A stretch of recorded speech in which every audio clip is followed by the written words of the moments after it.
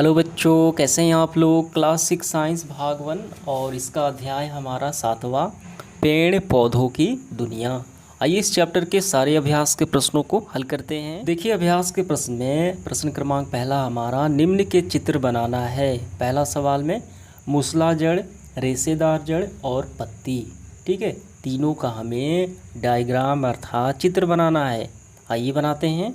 देखिए चित्र बनाने से पहले हम लोग थोड़ा समझ लेते हैं कि मूसला जड़ और रेशेदार जड़ ये क्या होते हैं। तो ये रहा, यही हमें डायग्राम बनाने हैं, मूसला जड़ और रेशेदार जड़।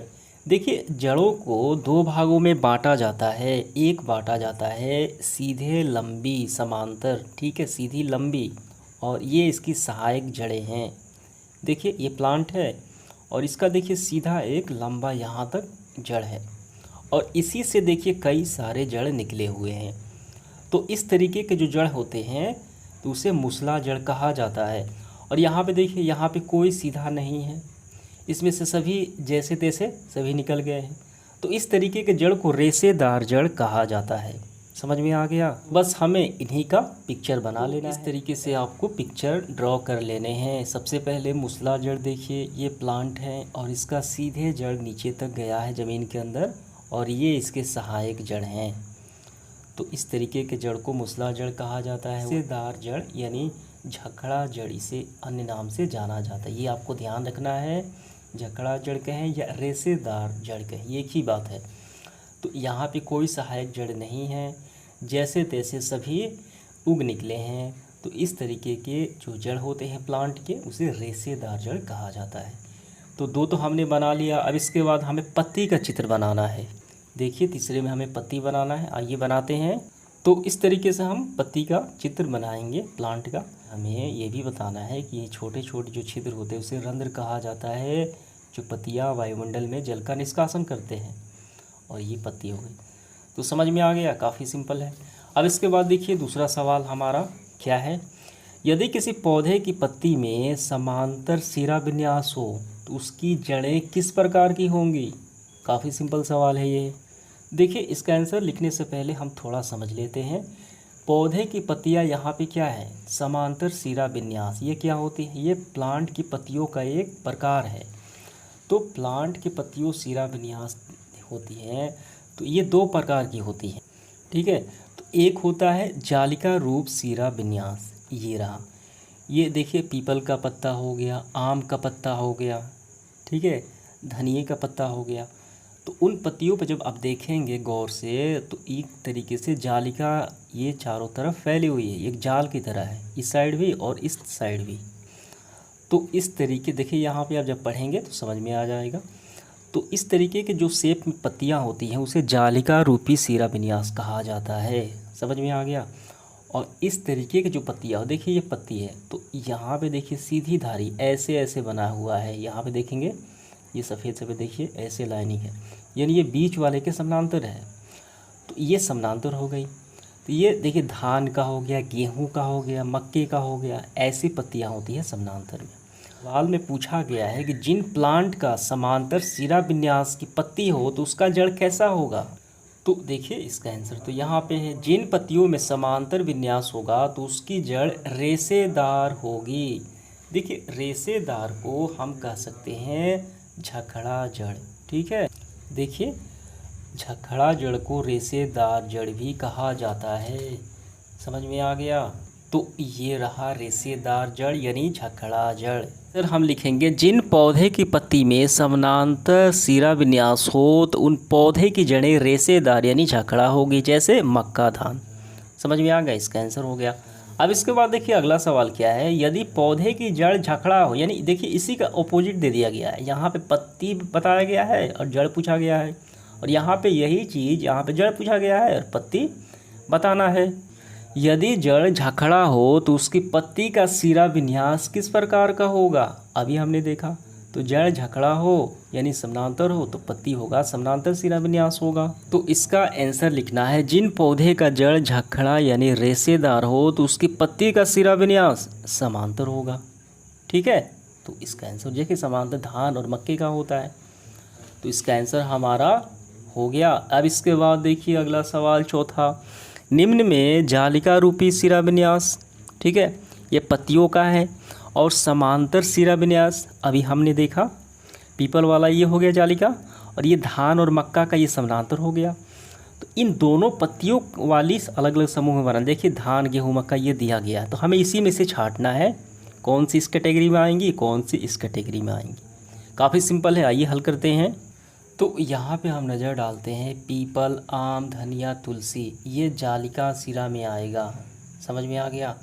तो ये हमें इसी में रखना है।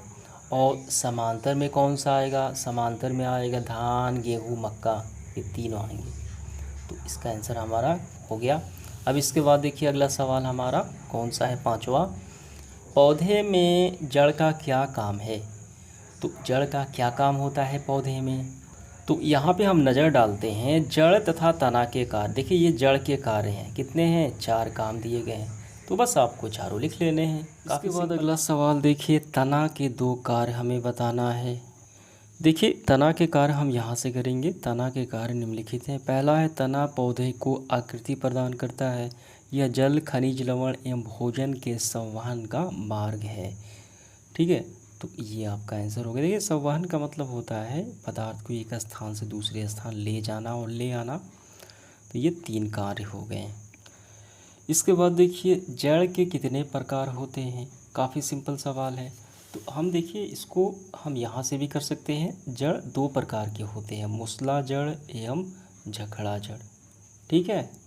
तो आपको काफ़ी अच्छे से ऐसे लिखना है। संरचना के आधार पर जड़ को 2 भागों में बांटा गया, पहला मूसला जड़, दूसरा झखरा जड़, ठीक है, और इसे रेशेदार जड़ भी कहा जाता है।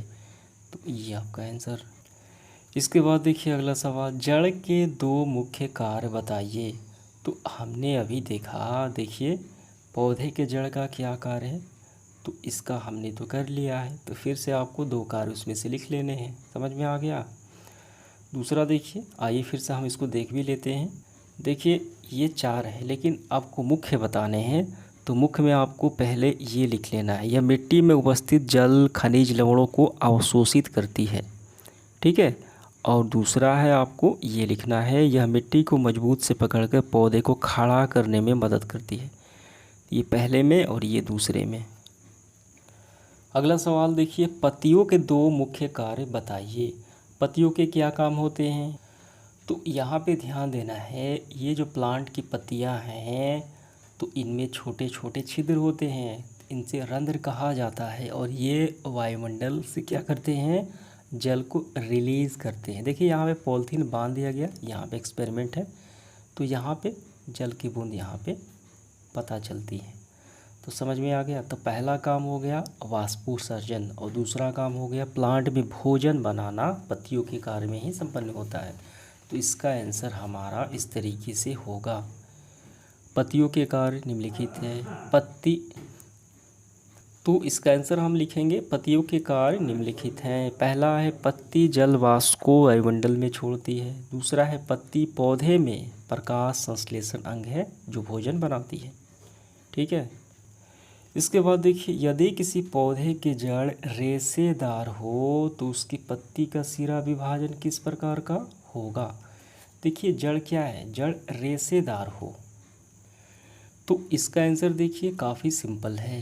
तो हम प्रश्न क्रमांक दूसरा देखते हैं। देखिए समझिए इसको, यदि किसी पौधे की पत्ती समानांतर सिरा विन्यास हो, तो पौधे की पत्ती समानांतर सिरा विन्यास हो, इसका आंसर हमने क्या बताया, इसका जड़ होता है रेशेदार यानी झखड़ा। तो यहाँ पे यही जड़ दे दिया गया है, जड़ रेशेदार हो तो पत्ती कौन सा होगा, पत्ती तो यही होगा समांतर सिरा विन्यास। तो आपको लिखना है पत्ती समांतर सिरा विन्यास होगा अगर जड़ रेशेदार हो तो, ठीक है। तो ये आपको उत्तर लिख लेना है।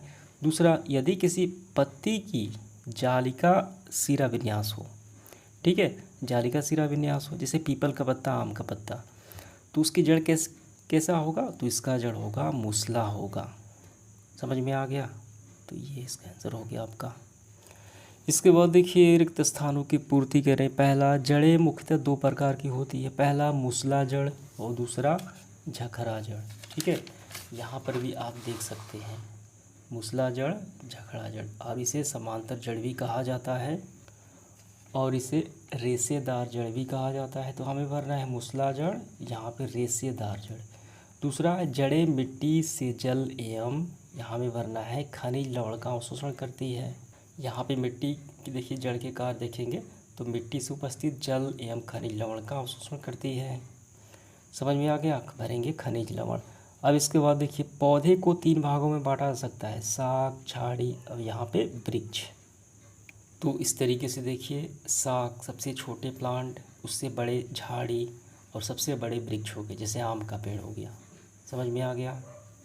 इसके बाद देखिए अगला सवाल, झखड़ा जड़ का दूसरा नाम क्या है? रेशेदार जड़, हमें भरना है रेशेदार जड़। अगला सवाल, जिन पत्तियों के सिराएं एक दूसरे के समांतर होती है तो उसे समांतर सिरा विन्यास कहा जाता है। जैसे धान का पत्ता हो गया, गेहूं का पत्ता हो गया, समांतर हो गया। एक होता है कौन सा? एक होता है, ठीक है, समझ में आ गया। तो ये आपको भर लेना है। अब इसके बाद देखिए सही विकल्प का चयन करना। आम है तो आम किसका उदाहरण है? वृक्ष का उदाहरण है, ऑप्शन नंबर सी। पत्तियां जल का अवशोषण बनाने में करती हैं, भोजन बनाने में, वाष्पोत्सर्जन में, प्लांट जो जल को वायुमंडल में रिलीज करते हैं, ऑक्सीजन में, इनमें से सभी हो जाएगा। अगला सवाल देखिए, पत्तियों के जो जल निकलती है उस क्रिया को कहा जाता है वाष्पोत्सर्जन। तो ऑप्शन नंबर ए। तो इस तरीके से हमारा सेशन समाप्त हुआ। उम्मीद करता हूँ सारे सवाल आपको काफ़ी अच्छे से समझ में आ गए होंगे। धन्यवाद।